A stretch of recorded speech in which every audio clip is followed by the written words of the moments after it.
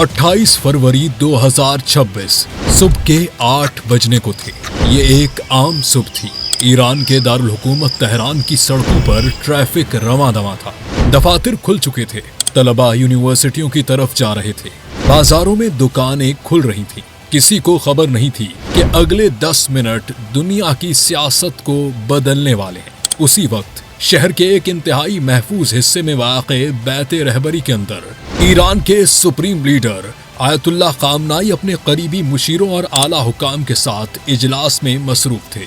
Agenda वाज़ेह था। Israel के मुमकिना हमलों पर क्या करना है, खित्ते में बढ़ती कशीदगी और ईरान की दिफाई तैयारी कहां तक पहुंची है। कमरे में मौजूद हर शख्स जानता था कि हालात मामूल के मुताबिक नहीं, लेकिन किसी के पास कतई इत्तला नहीं थी कि खतरा किस लम्हे हकीकत बन जाएगा।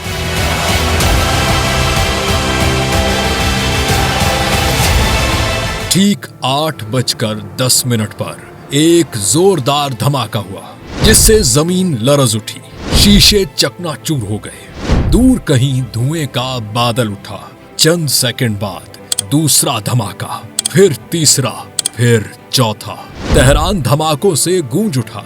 लोगों ने समझा शायद ये किसी फौजी तंसीब पर हमला है, शायद सरहदी कशीदगी का तसलसल है। लेकिन जल्द ही अंदाजा हो गया, इस बार निशाना कुछ और था।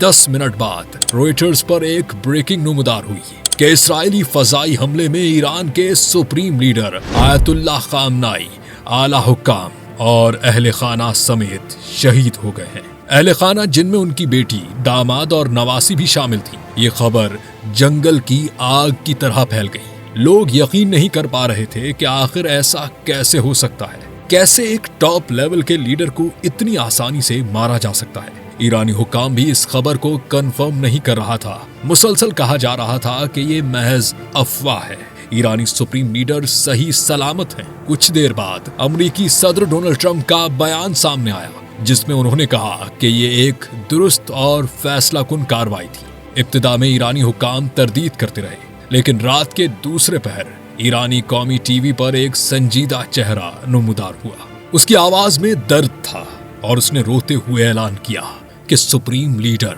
अब हमारे दरमियान नहीं रहे। मुल्क भर में सोग था। मसाजिद में दुआएं शुरू हो गई। सड़कों पर मौजूद लोगों की आंखों में आंसू थे और चेहरे पर गुस्सा था। दुनिया सकते में थी। हर तरफ से यही सवाल उठ रहा था कि what was that and how is it possible. बैनुल-अक़वामी रिपोर्ट्स के मुताबिक दरअसल ये कोई अचानक हमला नहीं था। ये एक मंसूबा था जो मुबैना तौर पर बरसों से तैयार किया जा रहा था। इस्राएली इंटेलिजेंस मुहिम के तहत तेहरान में नस्ब मुतअद्दिद ट्रैफिक कैमरों तक रसाई हासिल की गई और कई साल तक उनकी वीडियोस खुफिया तौर पर तिल अबीब मुंतकिल की जाती रही। पास्तोर स्ट्रीट पर मुहाफिजों और ड्राइवरों की नक्लो हरकत मुसलसल निगरानी में रही। मखसूस कैमरों के जरिए कंपाउंड के अंदरूनी मामूलात और पार्किंग पॉइंट्स की निशानदही की गई। जदीद एल्गोरिथम्स की मदद से सिक्योरिटी एहलकारों की रोजमर्रा जिंदगी, गाड़ी खड़ी करने की जगहों और आने जाने के रास्तों का डेटा इकट्ठा किया गया। इसराइल और CIA को खामनाई की मुलाकातों के औकात और शुरका से मुतालिक पेशगी मालूमात हासिल थी। हमले के वक्त मोबाइल टावर्स जुज़वी तौर पर गैर फाल हो गए, जिसके बायस हिफाजती अमला मुमकिना वार्निंग से महरूम रहा। इन दावों पर ताहाल मुताल्लिका हुक्काम की जानिब से बाज़ाब्ता रद्द-ए-अमल सामने नहीं आया। ईरान में ये कोई पहली बार नहीं है कि इसराइल इतनी डीप तक पहुंचा है। 2010 में एक इंतहाई पेचीदा कंप्यूटर वायरस सामने आया, स्टक्सनेट। ये वायरस ईरान की जौहरी तंसीबात को निशाना बनाने के लिए डिजाइन किया गया था, खासतौर पर नेटन्स न्यूक्लियर फैसिलिटी। अमेरिका और इसराइल पर इल्जाम लगाया गया कि उन्होंने मुश्तरका तौर पर ये साइबर हमला किया। ये पहला मौका था जब साइबर हथियार ने किसी मुल्क के फिजिकल इंफ्रास्ट्रक्चर को नुकसान पहुंचाया। 2010 से 2020 के दरमियान कई ईरानी जौहरी साइंसदान हलाक हुए। सबसे नुमाया वाकया मोहसिन फारुखजादा का है, जिसको 2020 में कत्ल किया गया। ईरान ने इस कत्ल का इल्जाम मोसाद पर लगाया। इस कार्रवाई में रिमोट कंट्रोल हथियार इस्तेमाल किया गया।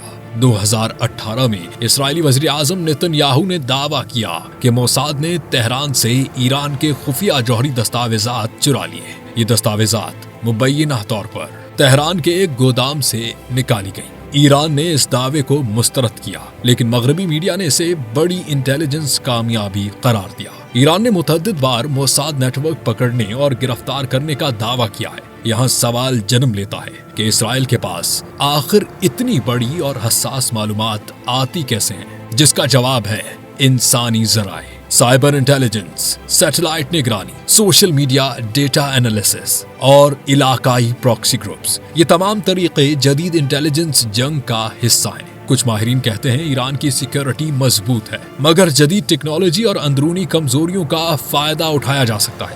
اب حالیہ حملے پر بات کی جائے تو اب کی بار بھی ایک کوآرڈینیٹڈ حملہ کیا گیا ہے، جس میں ٹائم کو مد نظر رکھا گیا ہے۔ چند ہی منٹوں میں امریکہ اور اسرائیل نے اس کارروائی کو سر انجام دیا ہے۔ اس حملے کے بعد ایران کے حالات یکسر بدل گئے ہیں۔ تہران سمیت ملک کے مختلف علاقوں میں چند ہی گھنٹوں میں صورتحال بدل گئی۔ ایران نے جوابی کارروائی کا اعلان کیا، درجنوں نہیں سینکڑوں میزائل اسرائیل کی جانب داغے گئے، فضائی دفاعی نظام متحرک ہو گیا، سائرن بجنے لگے، اسرائیل کے شہروں میں لوگ پناہ گاہوں کی طرف بھاگے۔ ایران نے اپنے غصے کا رخ عرب ممالک کی طرف بھی کیا۔